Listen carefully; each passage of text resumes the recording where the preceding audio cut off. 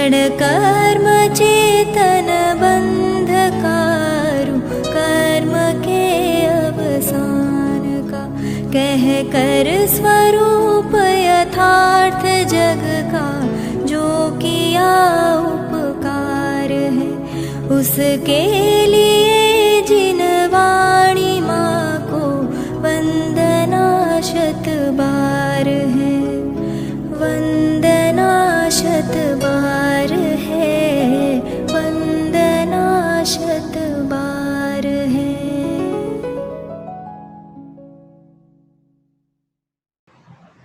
जय श्री ओम नमः सिद्धेभ्यः।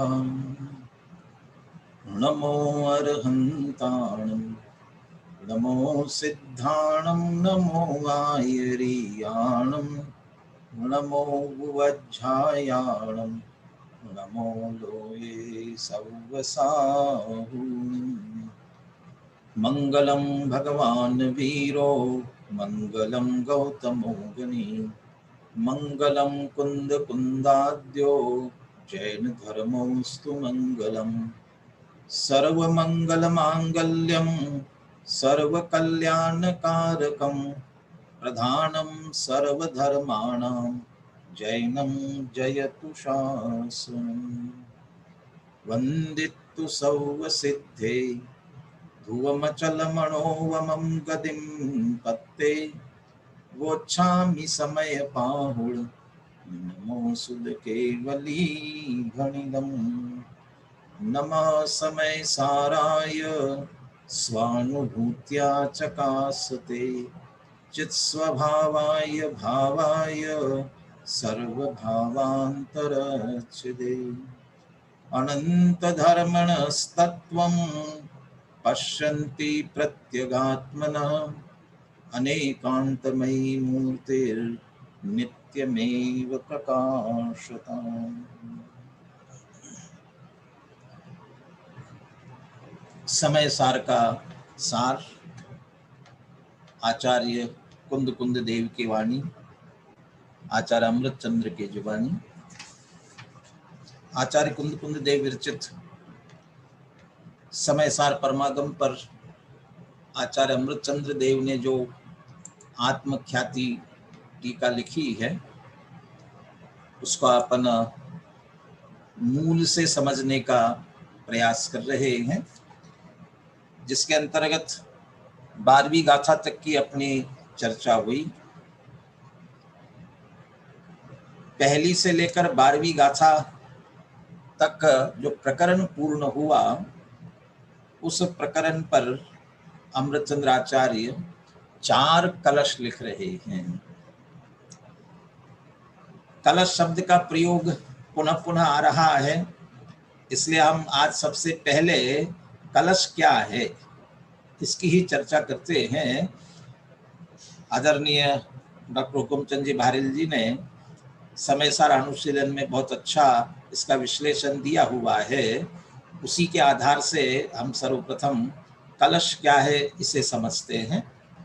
यहाँ सरल हिंदी में है, मैं पढ़ता जाता हूँ, जहाँ आवश्यकता होगी वहाँ अपन उसकी चर्चा करेंगे।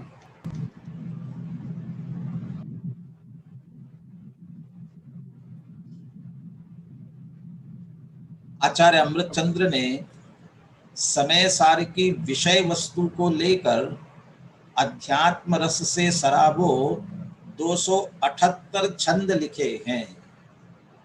छंद लिखे हैं इसका मतलब श्लोक लिखे हैं। टीका गद्य में लिखी और उसके बीच बीच में श्लोक लिखे। संस्कृत में एक चंपू काव्य कहलाता है, और वो चंपू काव्य जिसमें गद्य भी होता है और पद्य भी होता है। तो अमृतचंद्र आचार्य की टीका ये चंपू काव्य जैसी है, गद्य भी है और पद्य भी है। हम ये जानते हैं कि कोई भी व्यक्ति पद्य या कविता तब लिखता है जब थोड़ा भावुक होता है। ऐसे ही अमृतचंद्र आचार्य के संबंध में ऐसा कह सकते हैं कि जब उनका ज्ञान पक्ष, बुद्धि पक्ष हावी रहता है, तब वे गाथाओं की टीका लिखते हैं, तर्क वितर्क करते हैं, गद्य में लिखते हैं। और जब उनका हृदय पक्ष, भाव पक्ष प्रबल होता है, तब फिर वे पद्य श्लोक लिखते हैं। और श्लोकों में 3 प्रकार के श्लोक आए हैं।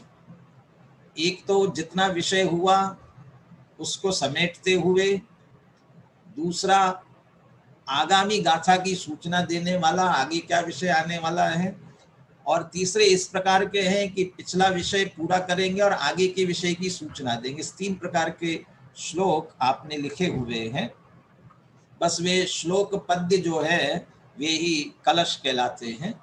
ये 278 छंद लिखे हैं, गाथा 415 है, लेकिन श्लोक 278 है। इसका कोई ऐसा हर गाथा पर लिखा हो ऐसा भी नहीं है, विषय के अनुसार लिखे हैं, और कहीं कहीं तो बहुत अधिक छंद भी लिखे हैं। कर्ता कर्म अधिकार में जब नए सन्यास की भावना नचाना चाहते हैं तब 19 छंद 19 श्लोक एक प्रकार से एक साथ लगातार लिखते हैं।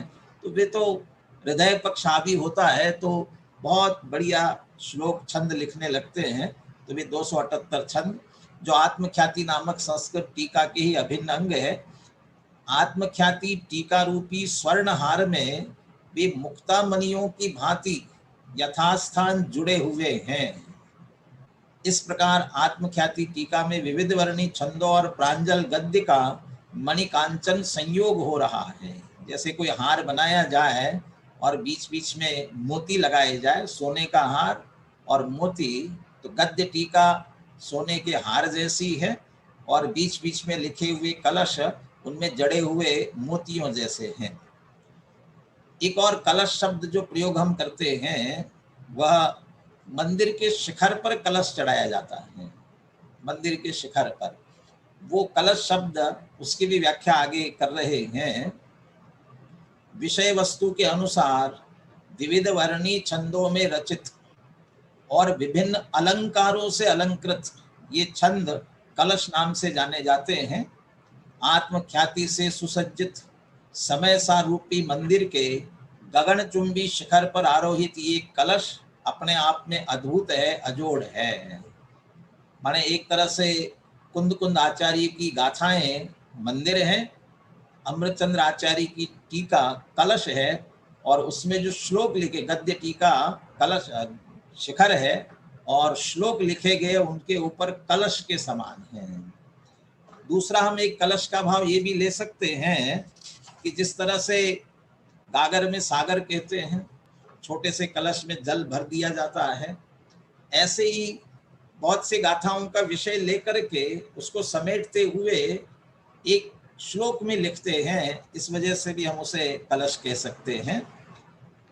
आत्मख्याति में तो वे तिल में तेल की भांति समाहित हैं ही, वे पृथक रूप से ग्रंथ के रूप में भी प्रतिष्ठित हो चुके हैं।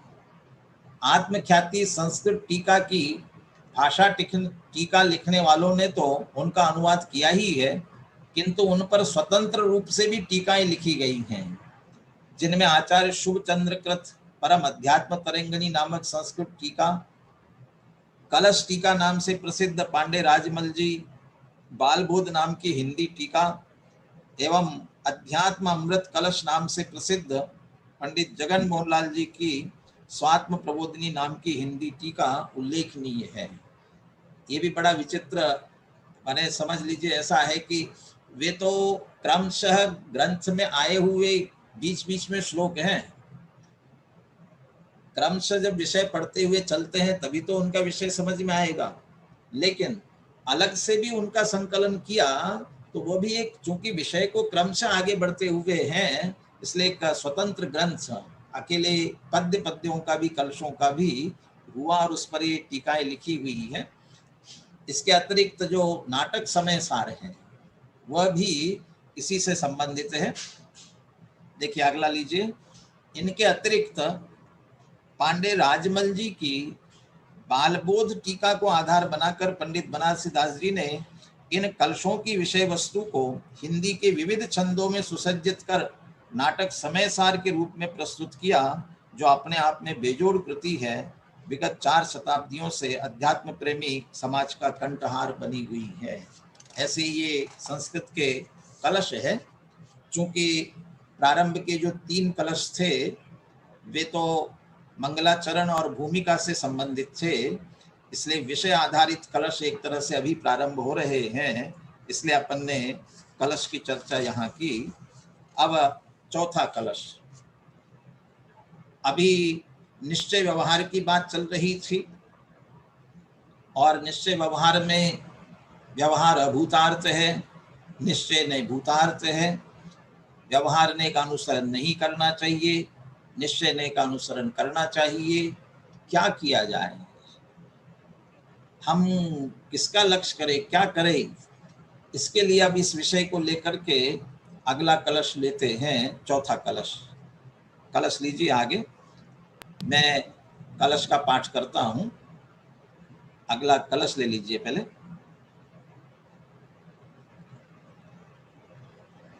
उभय नय विरोध ध्वंसिनी स्यात् पदांके, जिन वचसि रमन्ते ये स्वयं बांत मोह, सपदि समय सारम ते परम ज्योतिरुच्चैरनवमनय पक्षाक्षुण्णमीक्षन्त एव। इस पूरे कलश में जो मूल बात संक्षेप में यदि निकाली जाए, अब वो पहला पेज ले लीजिए। मूल बात कितनी सी है इसमें से, ये जिन वचसि रमन्ते ते समय सारम ईक्षन्ते। जिन वचसी रमन्ते, जो जिन वचनों में रमन करते हैं वे ही समय सार को देखते हैं। ईक्षन्ते, देखते हैं, और देखने से तात्पर्य 3 अर्थ किए देखने का। एक, श्रद्धान करते हैं, अनुभव करते हैं और उसकी पूर्णता को प्राप्त होते हैं। लेकिन ये सारा फल किस बात का है कि जिन वचनों में रमन करने का है। जो जिन वचनों में रमन करते हैं वे समय सार को प्राप्त करते हैं। अब आप समय सार के 3 अर्थ कर सकते हैं यहाँ भी। जो हमारा समय, टाइम, कौन सा सारभूत है, जितना जिनवानी में लगे, चिंतन मनन में लगे, वही तो सारभूत है। वे समय सार को प्राप्त होते, अपने समय का सदुपयोग करते हैं। दूसरा, समग्र जिनवानी का सार कौन प्राप्त करेंगे? जो ऊपर ऊपर से पढ़ते जाएंगे, ऊपर ऊपर से अकेला पढ़ेंगे, उन्हें सार प्राप्त नहीं हो सकेगा। रमन करते हैं, जिन वचनों में रमनता, अभी विशेष अर्थ और करेंगे अपन। और तीसरा, शुद्ध आत्मा को प्राप्त करते हैं। समय सारम ईक्षन्ते, शुद्ध आत्मा। तो शुद्ध आत्मा को प्राप्त करने का उपाय भी जिन वचनों में रमनता करना ही है। जो जिन वचनों में रमनता करते हैं वे ही शुद्ध आत्मा को प्राप्त कर सकते हैं। कोई कहेंगे कि नहीं नहीं, हम तो गुरु से समझेंगे, वाणी से क्यों, शास्त्र क्यों, गुरु से सीधा सुनेंगे ना, समझेंगे। और कुछ कह सकते हैं गुरु क्यों, हम तो साक्षात देव तीर्थंकर भगवान से समझेंगे। भैया, चाहे तीर्थंकर भगवान के पास चले जाओ, चाहे गुरु के पास चले जाओ, समझाएंगे तो वो वाणी से ही है। इसलिए उनके वचनों से ही हमें समझना होगा। आखिर में लौट फिर करके वचनों पर ही आना पड़ेगा। इसलिए जिन वचन, तो जिस तरीके से हमें जिन वचन प्राप्त हो उसमें रमनता। अब जिन वचनों की क्या विशेषता है, कैसे जिन वचन, और उसमें रमनता कैसे करना। और तीसरी बात, जिस समय सार को प्राप्त होंगे वो समय सार कैसे। बस इनकी विशेषताएं श्लोक में दी गई है, उन विशेषताओं को समझते। पुनः श्लोक ले लीजिए। कैसी जिनवाणी, जिन वचसी रमनते, जिनवाणी कैसी, 2 विशेषताएं दी। सबसे पहले तो स्यात् पदांके, जिन वचसी, स्यात् पदांके, स्यात् पद से अंकित है। जैसे आजकल क्वालिटी के लिए किसी पर ISI का मार्का होता है, सोने की चीजों पर हॉलमार्क लगा होता है, ऐसे जिनवाणी, ये जिनेंद्र भगवान की वाणी है। किससे अंकित है, किसकी मुद्रा है कि स्यात् पद अंकित, स्यात् पद की मुद्रा। स्यात् पद कथनचित स्यादवादमयी वाणी है, और उसी स्यादवाद की विशेषता क्या है, उभय नय विरोध ध्वंसिनी, उभय नय विरोध। अभी अपन निश्चय व्यवहार की बात कर रहे थे। व्यवहार अभूतार्थ है, निश्चय भूतार्थ है, तो ये तो बिल्कुल एक दूसरे के विरुद्ध बात लगती है। द्रव्यार्थिक पर्यायार्थिक की बात करें, द्रव्यार्थिक नय से वस्तु नित्य है, पर्यायार्थिक नय से अनित्य है।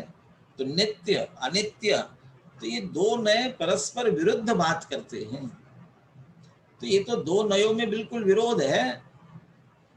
कहते वास्तव में नयों में विरोध नहीं है, विरोध को ध्वंस करने वाली ये तो कह रहे हैं उभय नय विरोध ध्वंसिनी, उभय नय के विरोधों, उभय नय में विरोध का ध्वंस करने वाली। इसलिए हिंदी अर्थ करते समय ये विशेषता दी कि प्रतिपादन में दिखाई देने वाले विरोध को, विरोध है नहीं उनमें, वो तो हमें भाषित होता है परस्पर विरुद्ध जैसा। यदि उनमें विरोध होता तो फिर एक साथ एक वस्तु में हो ही नहीं सकते थे। नित्यता और अनित्यता में विरोध नहीं है, एक अनेक में विरोध नहीं है। यदि विरोध होता तो एक वस्तु में हो ही नहीं सकते थे। ये तो कथन की विवक्षा में विरोध हमें लगता है, जैसे अग्नि की उष्णता और जल की शीतलता। अब ये दोनों की बिल्कुल परस्पर विरोध है। अंधकार और प्रकाश ये परस्पर विरुद्ध है। तो ये विरोध है तो विरोध है, ये दोनों एक साथ एक जगह नहीं हो सकते हैं। परंतु नित्य अनित्य एक अनेक एक वस्तु में पाए जाने वाले, इनमें विरोध नहीं है। इसलिए एक एक पक्ष को कहने वाले नए में भी विरोध नहीं है, विरोध भाषित होता है। तो हमें जो विरोध भाषित होता है वो दूर कैसे होगा, कौन इसका ध्वंस करेगा? स्यात् पदांके, स्यात् पद कथनचित, नित्यता है तो द्रव्य की अपेक्षा है, और पर्याय प्रति समय पलट रही इसलिए अनित्य है।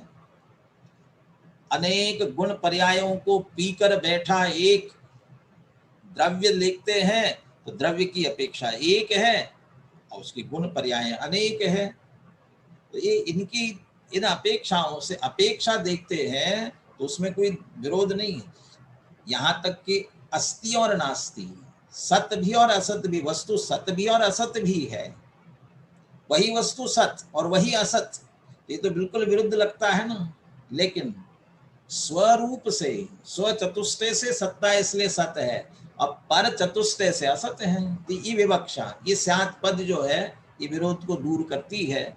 ऐसी जिनवाणी, उभय नय के विरोध को दूर करने वाली, ऐसे स्यात् पद से चिन्हित, स्यात् पद से मुद्रित ऐसी जिनवाणी, इसमें जो रमन करते हैं, तो जिनवाणी में रमन करने का फल क्या मिलेगा?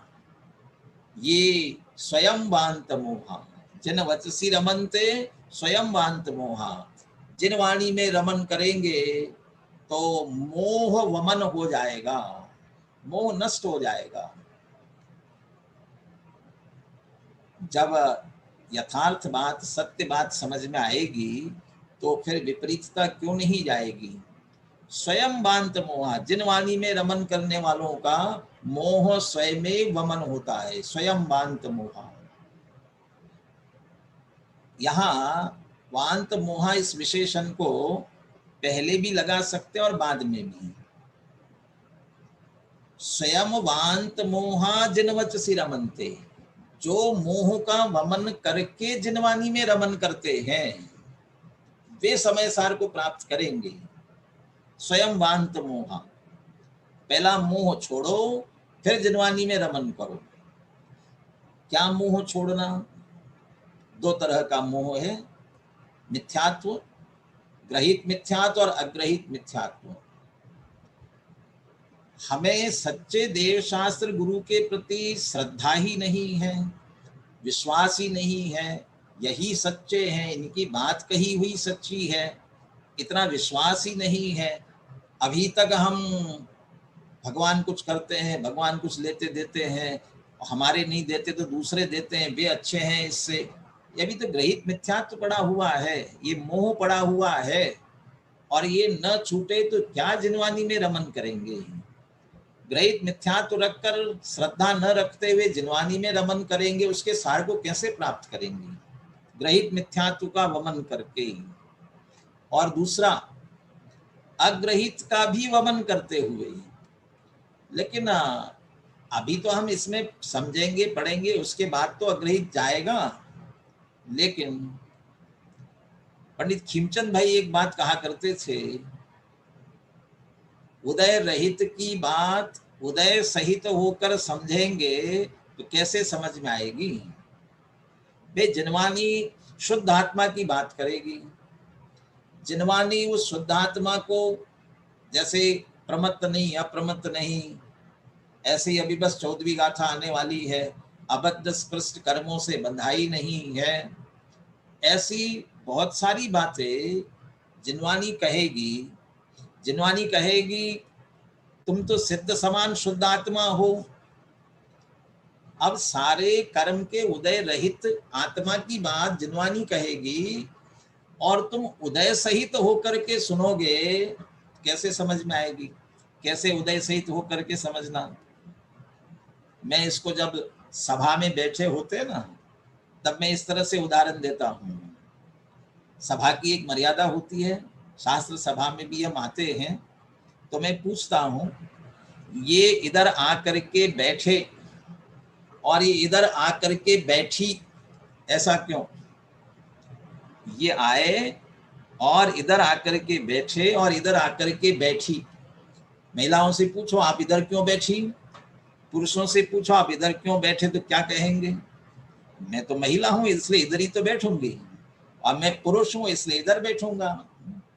तो इसका मतलब आप जिनवानी सुनने आकर के ये तो मर्यादा है व्यवहार की, इसको तो पालन करना है, उदाहरण के लिए कह रहा हूं। तो हम ये मान रहे ना अभी भी, मैं मनुष्य हूं, मैं स्त्री हूं, मैं पुरुष हूं। ये जो उदय के परिणाम है इनके साथ में, और इसी के साथ साथ में जो मोह राग द्वेष के परिणाम हमारे चित्त में चल रहे हैं, उन राग द्वेष के परिणामों के साथ ही सुन रहे होंगे, वे विचार चल रहे होंगे, तो जिनवानी कैसे प्रवेश करेगी? तो इस सारे मोह को दूर रखते हुए मैं तो ऐसा कहता हूं कि जब जिन मंदिर में प्रवेश करते हैं तब हम निस्सही बोल करके प्रवेश करते हैं। स्वाध्याय भवन में भी निस्सही बोल करके प्रवेश करना चाहिए। सारे सांसारिक बातों को बाहर छोड़ करके, ये स्वयं वांत मोहा, ये छोड़ करके जब जिनवानी में रमन करेंगे तो उसका सार प्राप्त होगा। छोटा सा उदाहरण सिर्फ संकेत करता हूँ, सबको ख्याल में है, गंदगी पर रहने वाली चींटी और शक्कर के ढेर पर रहने वाली चींटी। शक्कर पर ढेर के रहने वाली चींटी ने गंदगी के ढेर पर रहने वाली चींटी को बुलाया, बहुत बढ़िया स्वादिष्ट स्वाद यहाँ आएगा, मिलेगा। लेकिन आई तो क्या रख करके आई? अपने मुंह में वही गंदगी रख करके आई, और वो गंदगी रख करके आई और शक्कर तो खा रही है, कैसे मिठास आए, कैसे स्वाद आएगा? ऐसे ही सांसारिक बातों का, मोह का, राग का, द्वेष का परिणाम रख करके जिनवानी सुनेंगे, कैसे कैसे काम आएगी? इसलिए स्वयं वांत मोहा जिन वचसी रमनते।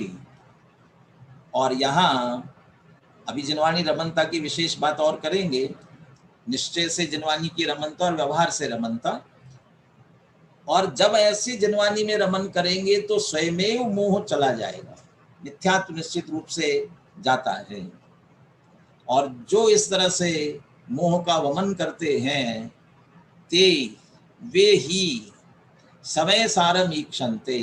सपदी शब्द विधिया, सपदी तत्काल, तत्काल ही समय सार को प्राप्त करते हैं, अनुभव करते हैं।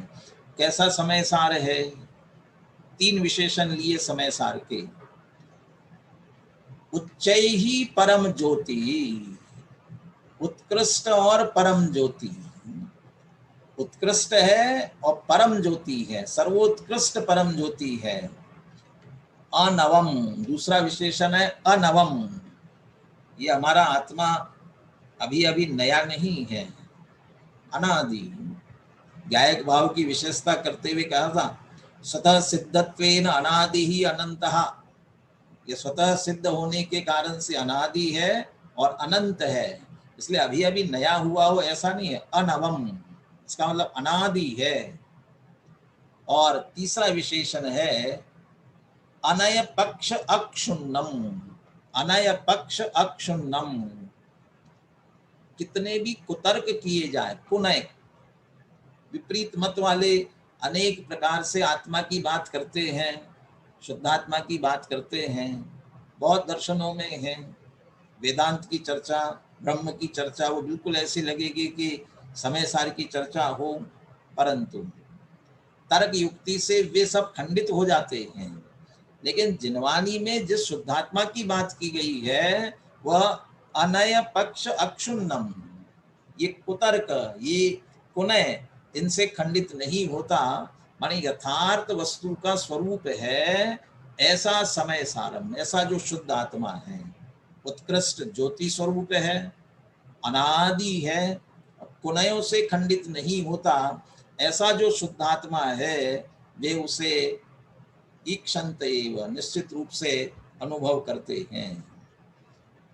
छड़ालाकार ने भी कहा ना, ताते जिनवर कथित तत्व अभ्यास करीजे, संशय विभ्रम मोह त्याग आपो लखी लीजे। अभी थोड़ा सा जिन वचसी रमनते का विशेष जो अर्थ है, निश्चय से रमनता कैसी होती है, व्यवहार से रमनता कैसे होती है, इसकी चर्चा अभी थोड़ी करके कलश की चर्चा पूरी करेंगे।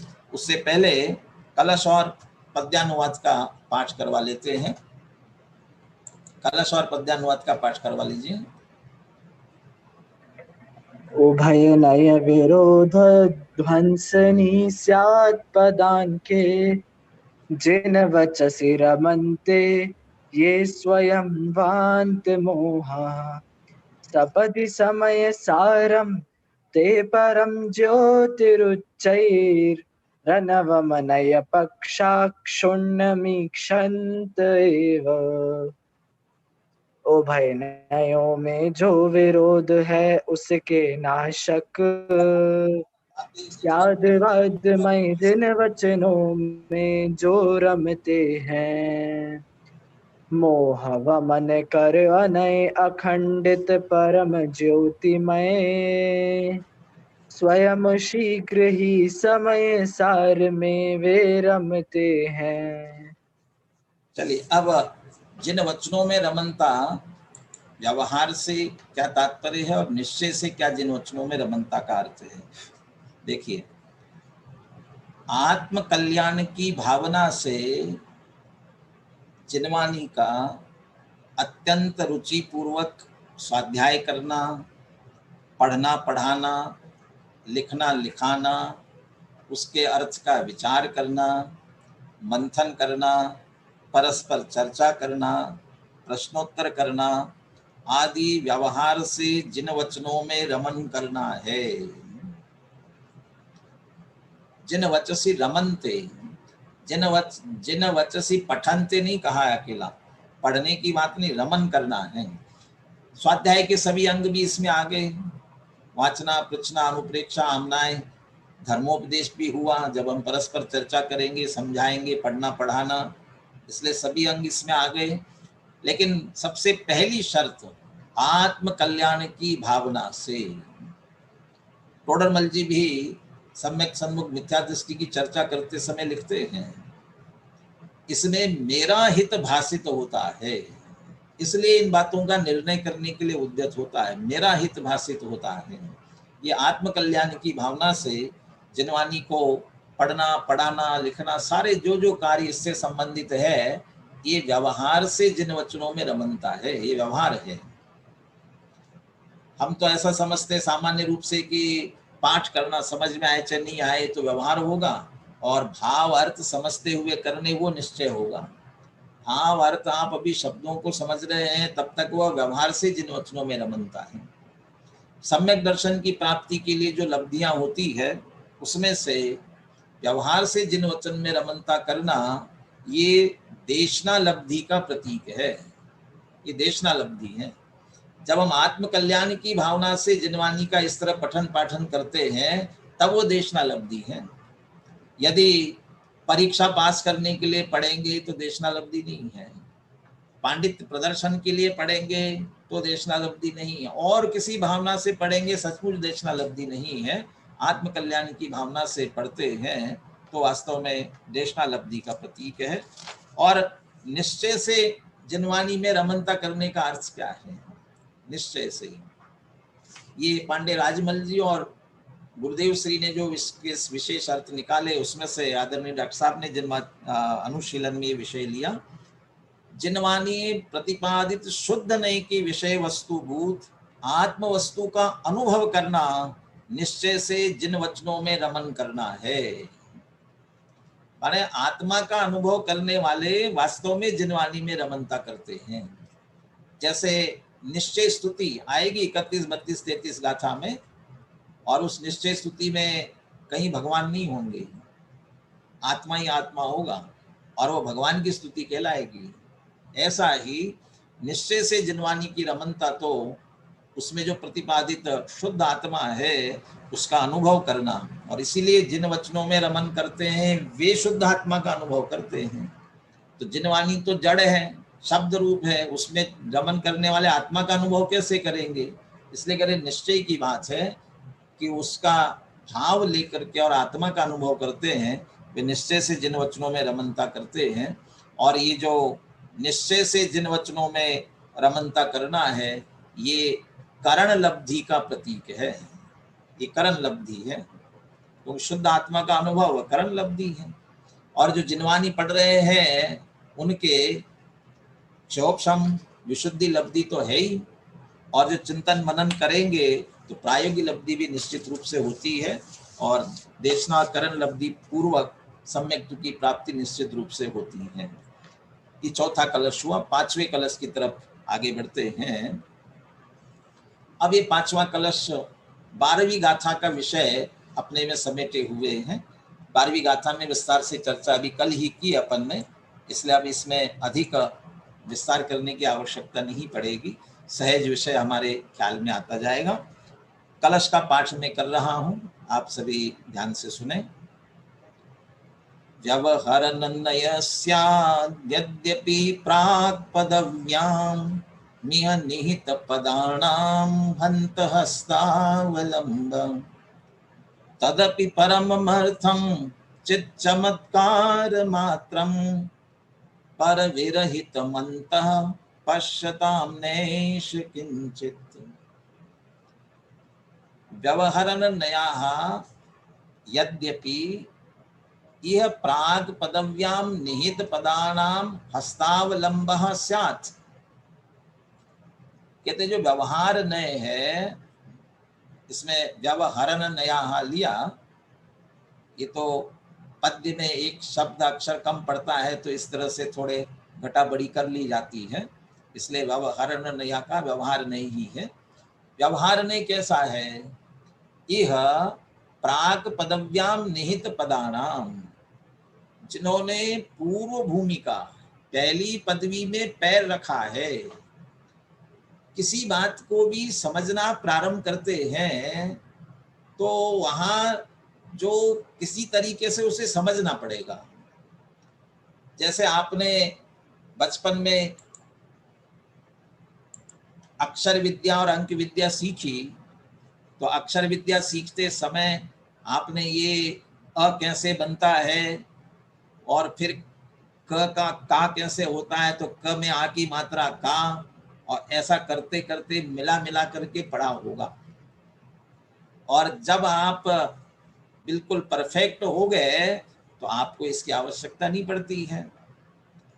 आप अंक गणित में जोड़ने के लिए कोई चीज़ों का सहारा लेकर के पहले जोड़ते हैं, सीखते हैं, लेकिन अब फटाफट आप जोड़ लेते हैं, सीख जाते हैं। तब माने किसी न किसी का हस्तावलंब लेना पड़ता है। पहली पदवी में जो कदम रखते हैं उन्हें हस्तावलंब की आवश्यकता होती है।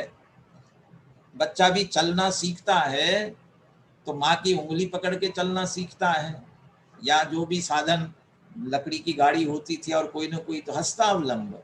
तो प्रथम पदवी में जिन्होंने कदम रखा उन्हें जिस तरीके से हस्तावलंब होता है, उसी तरह व्यवहार ने भी उन्हें हस्तावलंब की तरह है। जो आत्मा को समझना चाहते हैं, जिनवानी को समझना चाहते हैं, वस्तु स्वरूप को समझना चाहते हैं, तो व्यवहार का आश्रय उन्हें लेना पड़ेगा। तो यद्यपि हस्तावलंब है, लेकिन साथ में कहते हंत है, खेद है। और हंत शब्द दे करके देखिए, पीछे के प्रकरणों में व्यवहार ने अपने आप को स्थापित इसलिए किया था क्योंकि वह परमार्थ का प्रतिपादक है, निश्चय का प्रतिपादक है। तो निश्चय का वो प्रतिपादक है, यह हस्तावलंब से बता दिया। निश्चय का प्रतिपादक होने से भले ही अपने आप को व्यवहार ने स्थापित किया, लेकिन कहा था कि न अनुसर्तव्य, और वह अनुसरण करने योग्य नहीं है, अभूतार्थ है, यह हंत शब्द से बता दिया। परंतु प्रारंभिक भूमिका में इसका आश्रय लेना आवश्यक है।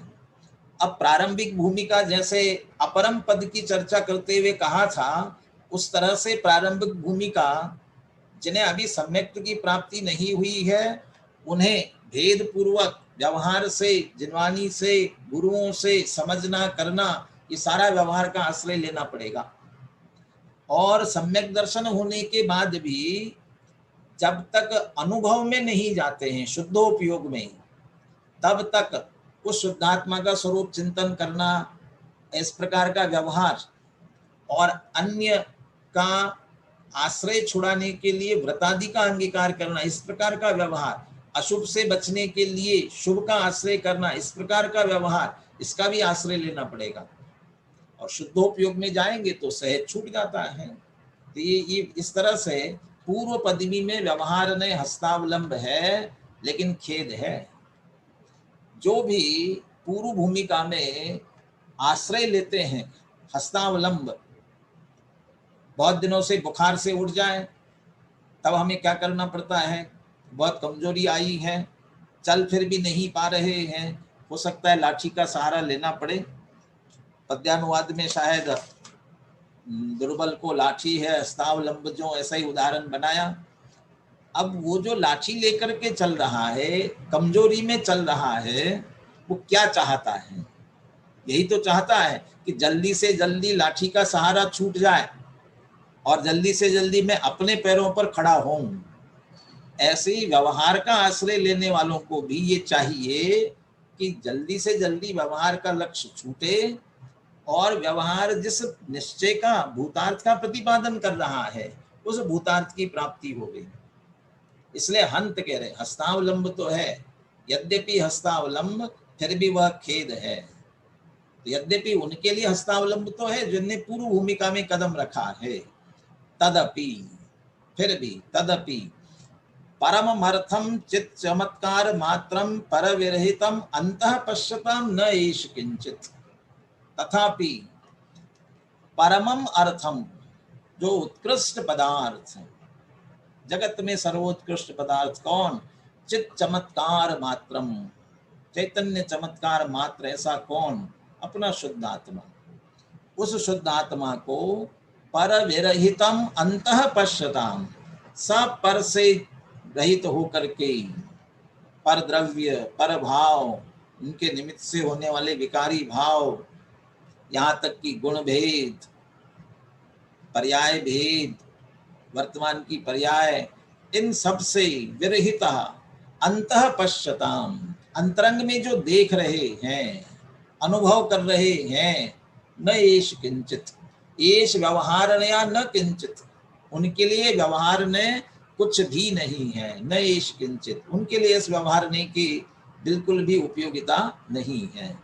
तो जो पूर्व भूमिका में उपयोगी होता है, उसमें प्रवीण होने पर सहज ही जिस प्रकार से छूटता है, ऐसे व्यवहार ने पूर्व भूमिका में अपरम पद में जिन्होंने पैर रखा है, उनके लिए कदाचित हस्तावलंब है, लेकिन जो परम पद, परममर्थम, ऐसे सर्वोत्कृष्ट अपनी शुद्ध आत्मा का अंतरंग में देखते हैं, श्रद्धान करते हैं, अनुभव करते हैं, पूर्णता को प्राप्त करते हैं, इस क्रम से जाकर के उनके लिए व्यवहार ने किसी तरह से भी उपयोगी नहीं है। न एष किंचित 12वीं गाथा में जो चर्चा की थी उसका भाव लेकर के ये 5वां कलश अपन ने देखा।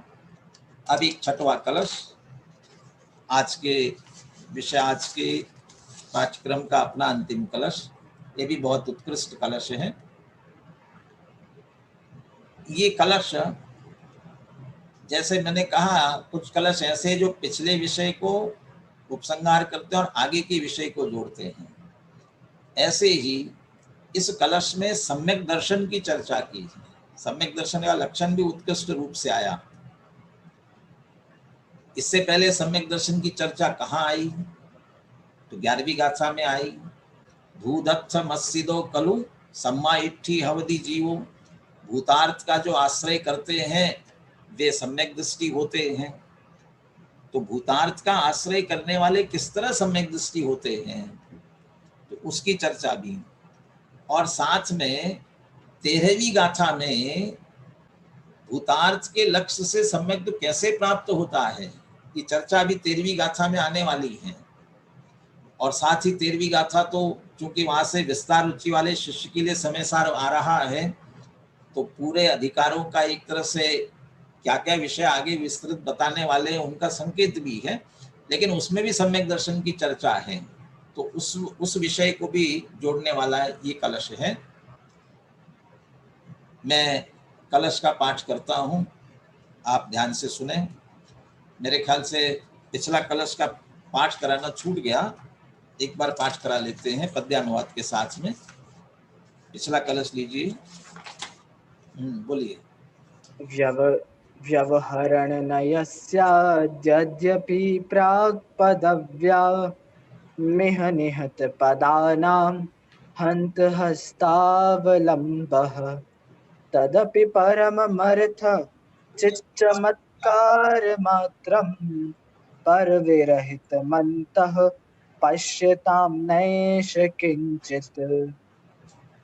जो दुर्बल को लाठी है हस्तावलंब त्यों, उपयोगी व्यवहार सभी को अपरम पद में, पर उपयोगी नहीं रंच भी उन लोगों को जो रमते हैं परम अर्थ चिन्मय चिद घन में। ये 5वें कलश का पाठ अपन ने किया। 6वां कलश सम्यक की चर्चा वाला, इसका मैं उच्चारण करता हूँ, आप ध्यान से सुने। एकत्वे नियतस्य शुद्ध नयतो व्याप्तुर्यदस्यात्मनः पूर्ण ज्ञान घनस्य दर्शनमिह द्रव्यांतरेभ्यः पृथक् सम्यक दर्शनमेतदेव नियमान् आत्मा च तावाणयम् तन्मुक्त्वा नवतत्त्वसन्ततिमिमाम् आत्मायमेकोऽस्तु नः। बहुत उत्कृष्ट कलश है। क्या मूल भाव इसमें लिया गया? इस कलश में मूल भाव क्या लिया गया? सम्यक दर्शनम। सम्यक दर्शन क्या सम्यक दर्शन है? संक्षेप में यदि इसका मूल कलश का प्रतिपाद्य निकाले तो इतना सा निकलेगा कलश में से, आत्मनः दर्शनम सम्यक दर्शनम। आत्मा का दर्शन वह सम्यक दर्शन है। आत्मना दर्शनम सम्यक दर्शनम, आत्मा का दर्शन। तो दर्शन माने जैसे जिनेंद्र भगवान का दर्शन करते हैं वैसे, अरे दर्शन शब्द के बहुत अर्थ होते हैं। हम दर्शन पाठ में भी जो दर्शन शब्द का प्रयोग करते हैं, दर्शनम देवदेवस्य, दर्शनम पापनाशनम, दर्शनम स्वर्ग सोपानम, दर्शनम मोक्ष साधनम। अब यहाँ दर्शन दर्शन शब्द का प्रयोग कर रहे हैं, लेकिन दर्शनम स्वर्ग सोपानम, दर्शनम मोक्ष साधनम एक ही हो सकता है। स्वर्ग की प्राप्ति और मोक्ष की प्राप्ति एक ही इस प्रकार से हो सकती है, इसलिए दर्शन का भाव अलग अलग हो सकता है। यहाँ दर्शन शब्द देखने के अर्थ में नहीं है, श्रद्धान के अर्थ में है। आत्मा का श्रद्धान, उसका नाम सम्यक दर्शन है। लेकिन कैसा श्रद्धान? कौन सी हम भी तो मान रहे हम भी आत्मा है। कैसी आत्मा है ना, अभी मनुष्य है, संसारी है, रागी है, तो ऐसा श्रद्धान करने से हो जाएगा? कि ऐसा नहीं होगा। तो कैसे होगा? शुद्ध नयतः एकत्वे नियतस्य व्याप्तुः यत अस्य आत्मनः दर्शनम। बहुत सारे विशेषण लगाए हैं। सबसे पहले कह रहे हैं आप शुद्ध नय का प्रयोग करो, क्योंकि भूतार्थ के आश्रय से सम्यक की प्राप्ति होती है। संयोगों सहित आत्मा है तो सही, लेकिन उसे जिस तरह एक्सरे का कैमरा देखता है, तो एक्सरे का कैमरा यहाँ इसमें सीधा हड्डियों के ढांचे को ही देखता, और कुछ नहीं दिखता। ऐसे ये सब होते हुए भी शुद्ध नय की दृष्टि बनाओ, और जब शुद्ध नय से देखेंगे तो कैसा दिखेगा? पूर्ण ज्ञान घनस्य, ज्ञान मात्र, जान गोदुजो भाव, एक ज्ञायक भाव, पूर्ण ज्ञान घन, ज्ञान का घन पिंड है, ज्ञान मात्र है। तो ज्ञान मात्र है तो अकेला ज्ञान ही है क्या? नहीं, व्याप्तु हो, वह तो अनंत गुण पर्यायों में व्याप रहा है। ज्ञान मात्र तो लक्षण की अपेक्षा से कह दिया, परंतु वह अनंत गुण पर्यायों में व्यापने वाला है, व्याप्त है। अब अनंत गुण पर्यायों में व्याप्त तो भेद में जाएगा ना? कि नहीं, भेद में नहीं जाएगा। हम शुद्ध नय से देख रहे हैं, इसलिए एकत्वे नियतस्य, जो पूर्ण ज्ञान घन है, अनंत गुण पर्यायों में व्याप्त है, उसे शुद्ध नय एकत्व में ले जाता है, एकत्व में स्थापित करता है। एक ज्ञायक भाव, एकत्वे नियतस्य। ऐसे अस्य आत्मनः, अस्य आत्मना, अस्य शब्द का प्रयोग है मूल में, अस्य आत्मना ऐसा कह करके क्या कहना चाहते हैं? हर एक को अपनी आत्मा के श्रद्धान से सम्यक दर्शन होगा, भगवान के श्रद्धान से नहीं हो पाएगा।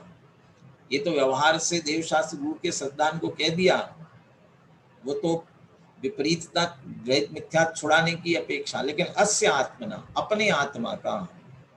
और कैसा? द्रव्यांतरेभ्य पृथक।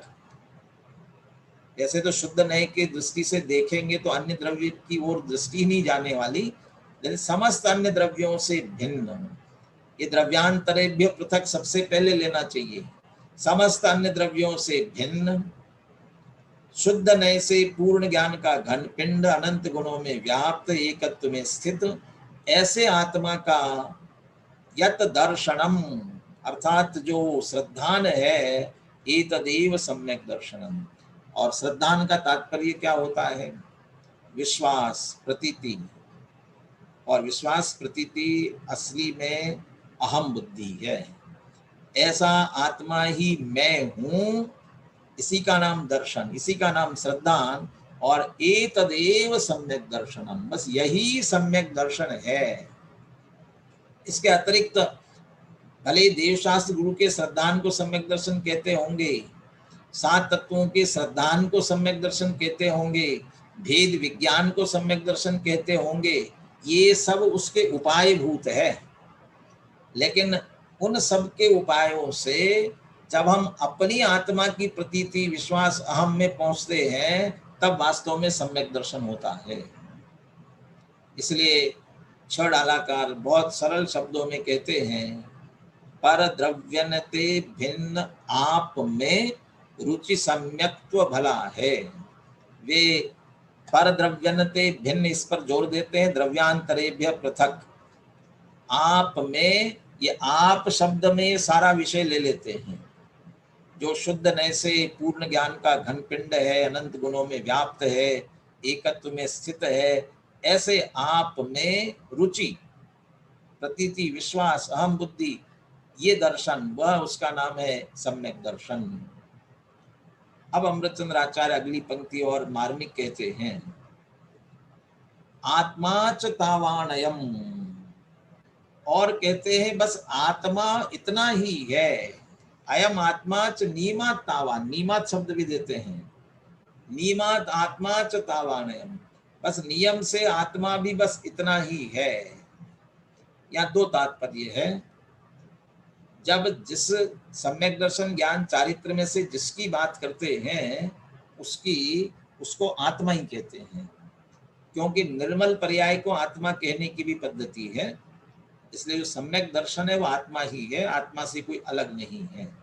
मिथ्या दर्शन आदि तो विकारी पर्याय हैं, वो तो अलग हैं, लेकिन सम्यक दर्शन निर्मल पर्याय है, वो आत्मा ही आत्मा के साथ एकमेक होती है, आत्मा में हम स्थापित करती है। इसलिए बस आत्मा इतना ही है। और दूसरा तात्पर्य,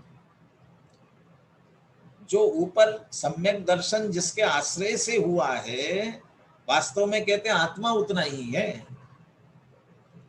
बाकी संयोग होंगे, व्यवहार से गुण भेद होंगे, पर्याय होंगी और बहुत कुछ होगा, है उसमें नहीं है ऐसा नहीं है, परंतु हमारा प्रयोजन जिससे सिद्ध होता है उतना ही तो कहलाएगा। जैसे हम समय सार के दो अर्थ करते हैं।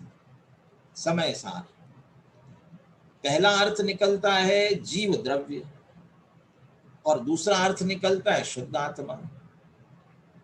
अब ऐसे ऐसे कैसे दो अर्थ कैसे निकलते हैं? क्योंकि पहले कहा समय माने छहों द्रव्य, और छहों द्रव्यों में सारभूत जीव द्रव्य। अब छहों द्रव्यों का सार निकाला तो जीव निकला। अब छहों द्रव्यों का सार जीव निकल गया तो अब हो गया ना सार। लेकिन कहते नहीं, अभी उस जीव का भी सार निकालना है। अब जीव का सार निकाला तो क्या निकला? द्रव्य कर्म, भाव कर्म, नो कर्म से रहित जो शुद्ध आत्मा है वो सार है। ऐसे दो सार कैसे निकलते हैं? आजकल आम का सीजन है ना, आम का सीजन है तो आप आम लेकर के आते हो, आम लाते हो ना, तो कहाँ से आम मिलते हैं? आम के पेड़ से। तो आम का पेड़, लेकिन उस पेड़ में आपको सारभूत क्या है? पेड़ से कुछ लेना देना नहीं, आप अकेला आम का फल लेते हो उसमें से, बाकी कोई आपको लेना देना नहीं है। लोक में हम कहते भी हैं आम खाने से मतलब कि पेड़ गिरने से मतलब है। तो पेड़, आम का वृक्ष, उसमें से सारभूत फल आया। अब सारभूत फल हो गया ना, आप फल खाओ ना आम, तो ऐसे खा लेते हो। क्या करते हो? उसमें से भी छिलका और गुठली छोड़ करके जो सार है वो ग्रहण करते हो। इसका अर्थ हमारे लिए आम कितना है? वास्तव में जितना हमने ग्रहण किया वही तो आम है, उसी का हम स्वाद लेते हैं। बाकी तो सब जरूरी है। बिना पेड़ के आम नहीं मिलेगा, बिना छिलके गुठली का आम मिलेगा नहीं, परंतु ग्रहण करते समय हमारे लिए तो उसका रस ही आम है।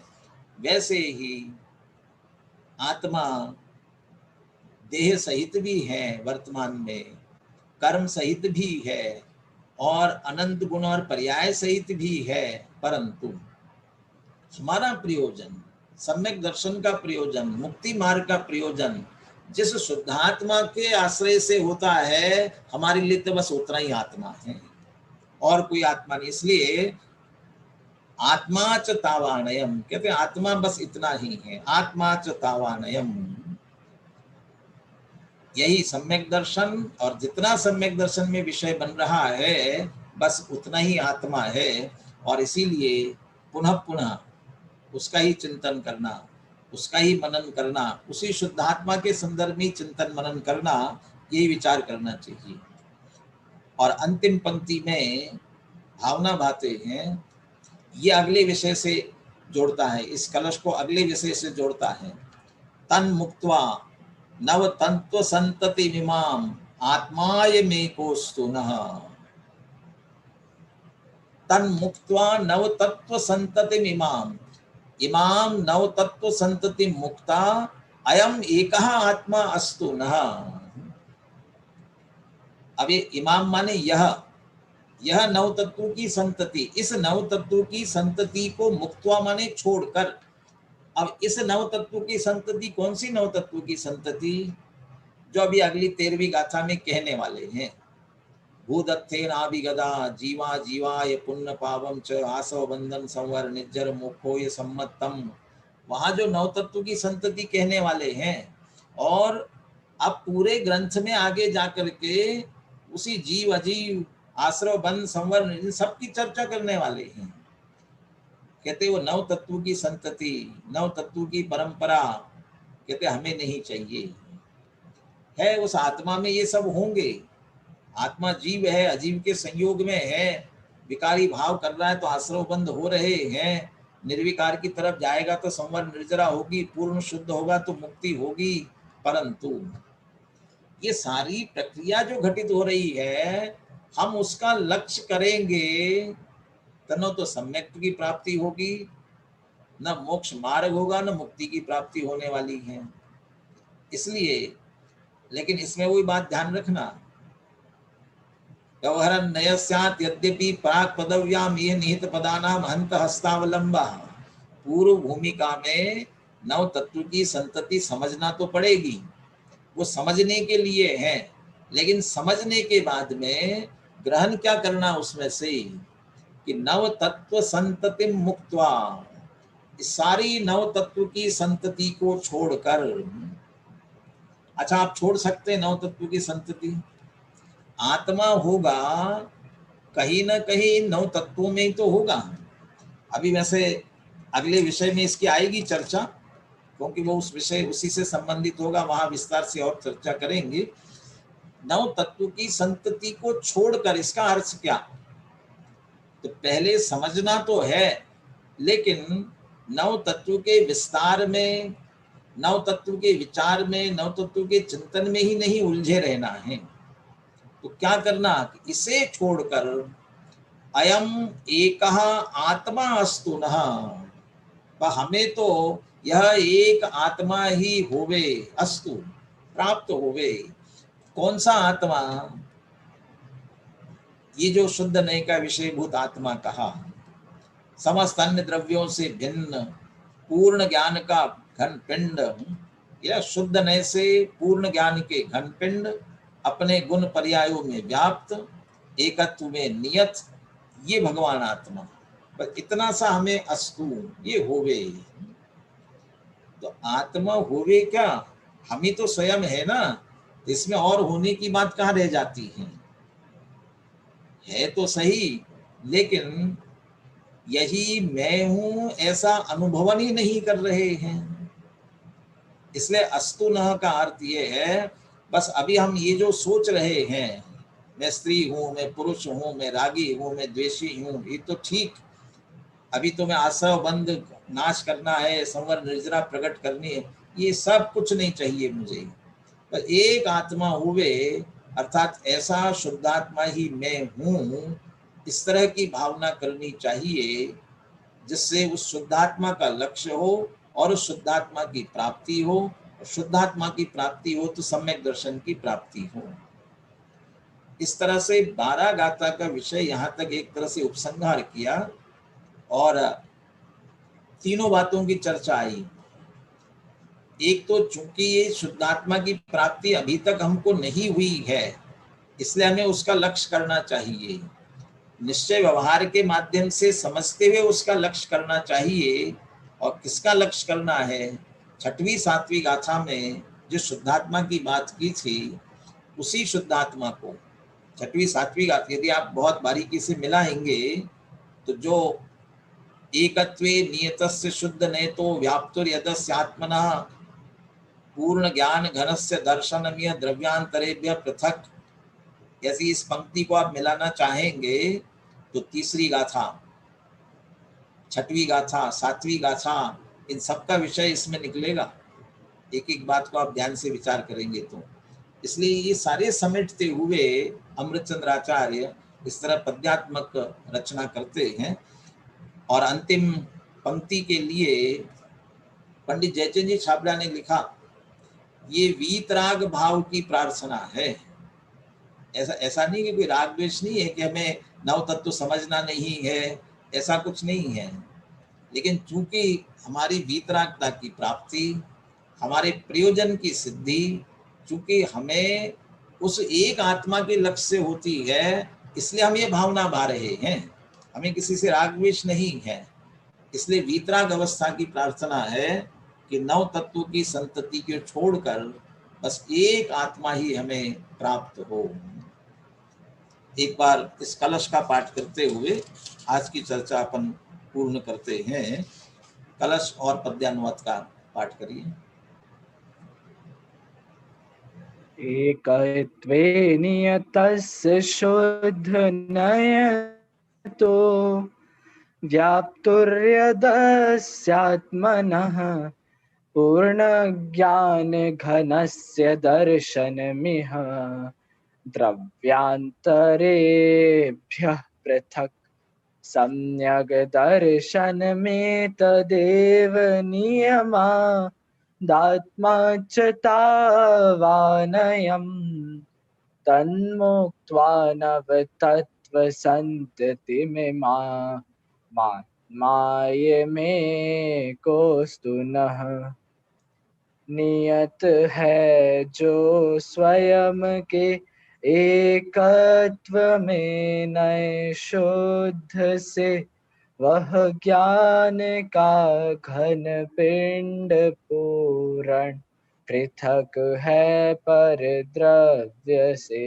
नव तत्व की संतति तज बस एक यह अपनाइए, इस आत्मा का दर्शन आत्मा ही चाहिए।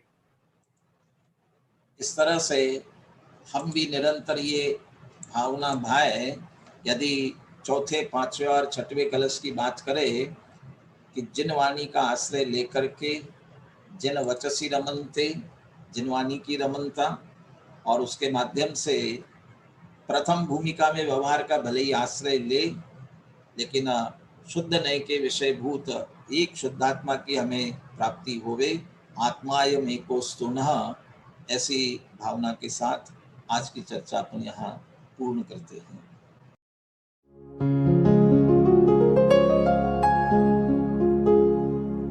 निज निधि निज में बताए, यह अनंत उपकार है उसके लिए जिन वाणी माँ को वंदना शत बार है, वंदना शत बार है, वंदना शत बार है।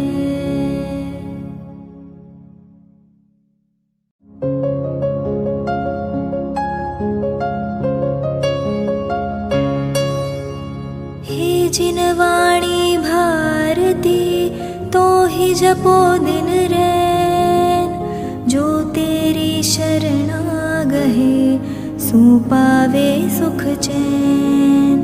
जा वाणी के ज्ञान ते सूझे लोकालोक, सो वाणी मस्तक नवो सदा देत हो ढोक, सदा देत हो ढोक।